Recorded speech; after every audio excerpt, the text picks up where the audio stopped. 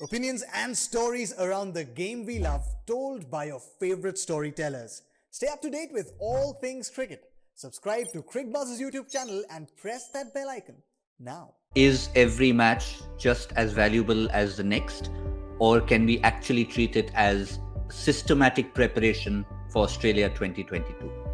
We've discussed this before. Let's make it very clear.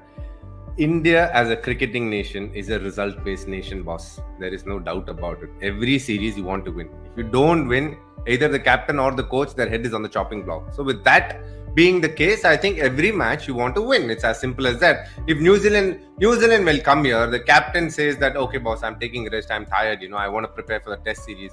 Can you imagine an Indian captain going after announcing the team and suddenly one day before the match saying, no, I don't want to play, I'll play test cricket. T20, you boys play. Imagine the amount of uproar that will be caused. They lose the series 3-0. They'll go back home smiling. Can India lose the series 3-0 and come back smiling anytime? It cannot happen. We are a very different cricketing nation. Out of the 21 matches that Ajay has spoken, all 21 we are expected to win. We cannot say we are preparing, we are doing this, we are doing that, because the team that starts today is nowhere close to the team that will be playing the World Cup. Nowhere close to that same team. Including me. I am throwing my hat in the ring. I am genuinely wishing that I have a good IPL and somehow I get into that middle order, which Indian team lacks. So there are so many players like me, wanting that opportunity, still pursuing, hoping that opportunities come. And India, with every election, everything changes. With every IPL, things change in the Indian team. And that's the beauty of Indian cricket. And I'm completely in agreement with Ajay Bhai say, you play the match, you win the match, and that is the best chance of you being successful, as a leader, as a coach, as a captain, and keep moving forward with the results. Because when you lose two series and then come out saying that, we are trying to do something different, when you're trying to follow a process, nobody will buy it, because the selectors will be under pressure to change the players. The player will be under pressure to obviously try and perform. It's absolute harakiri then. Well, interesting. Yeah, just add an S to election, it becomes selection. But I think one interesting point, I remember we had chatted about it during a bilateral series with Kohli as captain, Ajay, and he had made a statement before one of the games saying, we want to try and bat first because it's our less preferred option, because we want to try and treat batting first like chasing. And what was interpreted by most people was that, no, don't try experiments. Go and win the game. We'll deal with all that later. No, I would support that kind of an experiment rather than changing players, because changing players is something that affects individuals.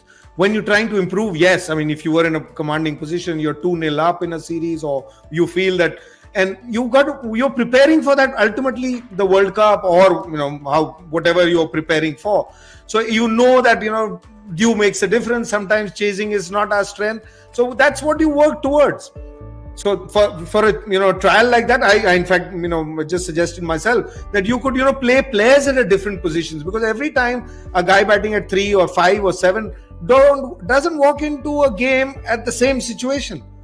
You could be in 11th over, you could be no loss and you lose a wicket. The guy at number 3 doesn't have to go at that time. If you have a guy, somebody who's useful, normally you would want him to go at number 11. I think this format has to be played that way. So if you're trying things like that, I'm totally, that's how you'll improve, because that's how you'll even be able to, beat the whole matchup business, or the common sense that what is matchup is that, how the other team plays, they like to play like this. So if you know that certain teams like to play in a certain way, and that's what they're going to stick to, unless you've tried your players in a different way, how do you break that jinx or break that matchup with some other team?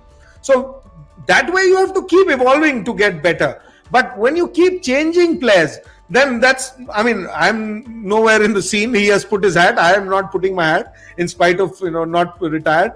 But when you keep changing him, a great example is him. Yes, he's himself spoken.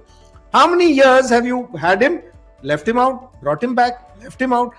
If you believe in him, then you got to go with him for whatever little phase of time, because every failure a player, that's the way I see it. Every time a player fails on a particular day, he learns the most.